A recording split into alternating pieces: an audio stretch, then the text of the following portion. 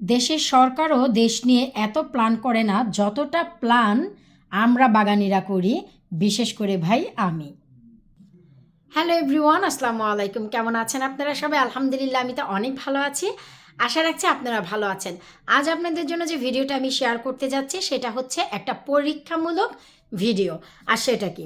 সেটা হচ্ছে আমরা কিন্তু জানুয়ারি মাস থেকেই শিমেরও ফলন করতে পারি, মানে উপযুক্ত ওয়েদার দিলে শিম গাছও বানাতে পারবো। কিন্তু এটা যেহেতু লতালো গাছ, তাই এটা কিন্তু ঘরে রাখা একদমই পসিবল না। তাই জানুয়ারি মাসটা পুরো কমপ্লিট করে ফেললাম। আমি চিন্তা করে দেখলাম যে আমি যদি ফেব্রুয়ারি মাসটা পুরো পাই, আমার প্ল্যান আছে যে এখানে 3 ধরনের শিমের বীজ আছে।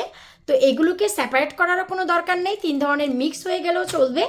এটা আমি এখন বীজগুলো লাগাবো। বীজগুলো হওয়ার পর আমার প্ল্যান হচ্ছে যে আমার যে বাইরে পলিটানেল আছে সেখানে মার্চের 10 তারিখে আমি নিয়ে যাব। পলিটানেলের ভিতরে 2025-এ আমাকে করলা যতটা সফলতা দিয়েছে, তাই প্ল্যান আছে এবছর পুরোটাই আমি পলিটানেল ভরে থাই করলা এবং আমাদের দেশীয় করলাগুলো করব।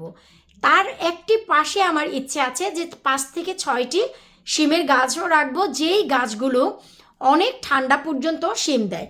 আর এই যে বীজগুলো দেখতে পাচ্ছেন, এটা আমার নিজের বাগানের শিমের বীজ নয়।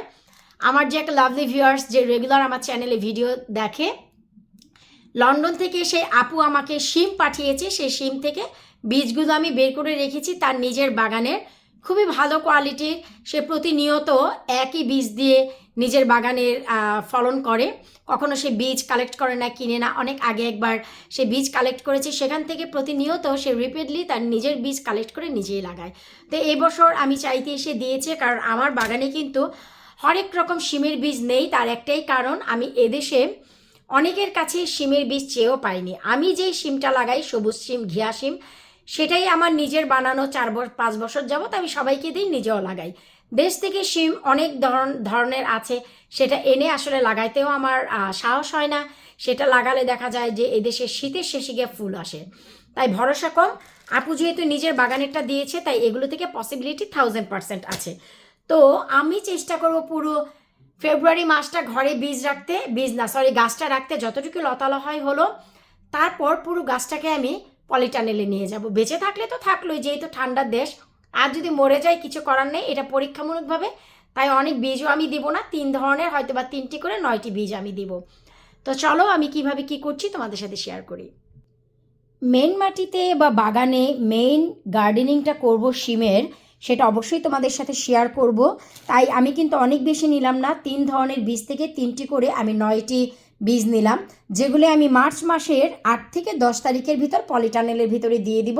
যাদের গ্রিন হাউস আছে তাদের ফ্যাসিলিটিস আরেকটু বেশি, আর যাদের ঘরেই জায়গা আছে একটি বড় লাঠি দিয়ে রাখার, তারাও কিন্তু দেখা গেল মানে মে মাস না, সরি, এপ্রিলের শেষের দিক থেকে তোমরা শিমও খাওয়া শুরু করতে পারবা।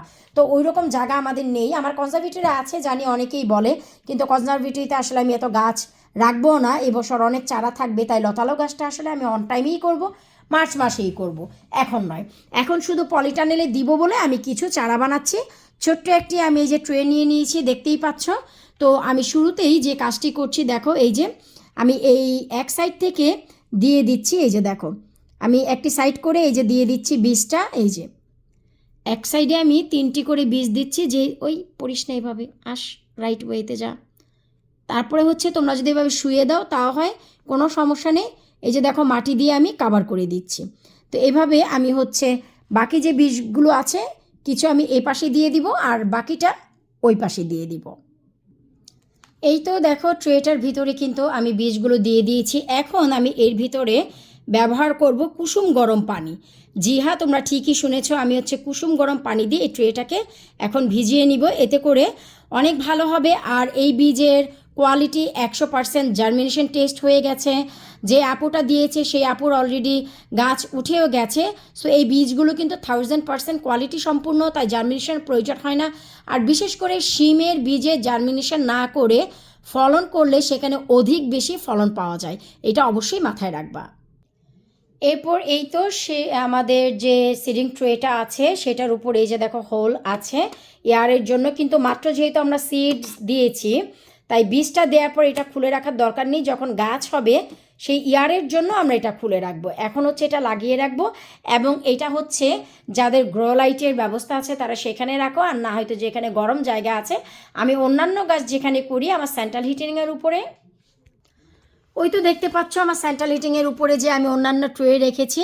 তো এই যে আমি এই ট্রেটা একটু দেখাচ্ছি যে এটার সফলতাটা কেমন এসেছে, তোমরা একটুই দেখো, মাশাল্লাহ এই যে দেখো।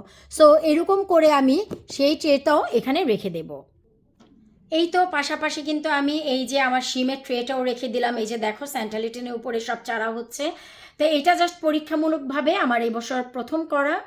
আমি নিজেও কিন্তু শিম, করলা বা লাউ, কুমড়া যাই বলো না কেন, লতালো যত গাছ আছে মার্চের আগে করি না, কারণ এবছরই প্রথম আমার পলিটানেল 2025-এ, তোমরা সবাই জানো।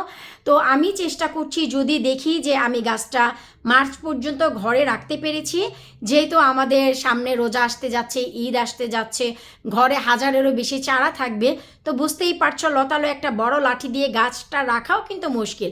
তো আমি যদি কোনো রকম ফেব্রুয়ারি মাসটা রেখে দিতে পারি, মার্চ মাসের 10-12 তারিখের দিকে আমি এটা পলিটানেলে দিয়ে দিব। বেঁচে গেল তো আলহামদুলিল্লাহ, আর যদি না বাঁচে ঠান্ডায়, আমার কাছে তো আরও বীজ রয়েই গেল, এটা হচ্ছে পরীক্ষা করার জন্য। তো তোমরা যদি চাও গাছ কিন্তু বানাতে পারবা, কোয়ালিটি যদি ভালো হয় বীজের, চারা এনি টাইম করতে পারবা, কিন্তু সেই গাছটা ঘরে রাখার যদি জায়গা না থাকে তাহলে তোমরা ঘরে রেখে অন্ততপক্ষে বীজটা নষ্ট করবা না, অন টাইমেই আমরা মার্চ মাসে যখন ফলন করব তখনই করতে পারো। আর যদি মনে করো যে না আমাদের তো জায়গা আছে, তাহলে কেন আমরা এখন থেকে করব না। অনেক ধরনের এই শিমগুলো হচ্ছে অনেক লতালো কম হয়, খাটো জাতের সিমের ভিতরেই পড়ে, এগুলো খুবই সামান্য লতা হয়। সো এগুলো মেনটেন করা যায় ঘরে। তো দেখা গেল যে তোমরা এগুলো মে মাসের শেষে বা এপ্রিলের ফার্স্ট উইক দিক থেকেই শিম পাওয়া শুরু করবা, যেই সময় আমরা ফলন স্টার্ট করব, তাই না? তো আশা রাখছি যে ভিডিওটা তোমাদের ভালো লাগবে। আল্লাহ হাফিজ।